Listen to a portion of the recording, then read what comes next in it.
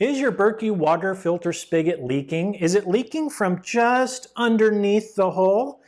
Well, many people call me, email me, message me, and they think that possibly there's a defective part.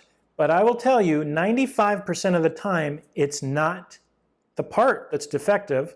It's actually that it's not tightened enough. So, some people, they don't want to tighten it so much where they think it's going to break. Well, you're not going to break it.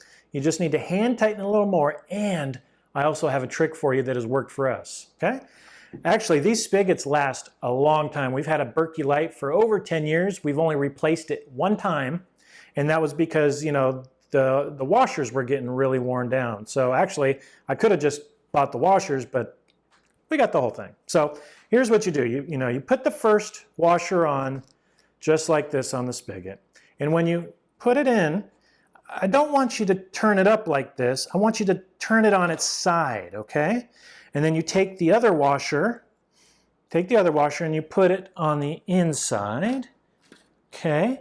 And then you take the nut and you start screwing it on, hand tighten only, and it's quick. I mean, this is like super easy, super quick, okay? So I'm getting it nice and hand tightened there.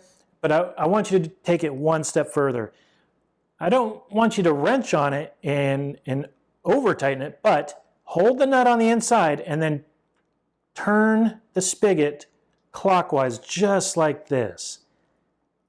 And it is nice and snug and nothing will leak out of here. So if you do this and you still have a leakage problem, maybe the washers are worn, and that's when you want to contact your authorized Berkey dealer. But 95% of the time, it's all about the hand tightening, and then that one last trick seals the deal.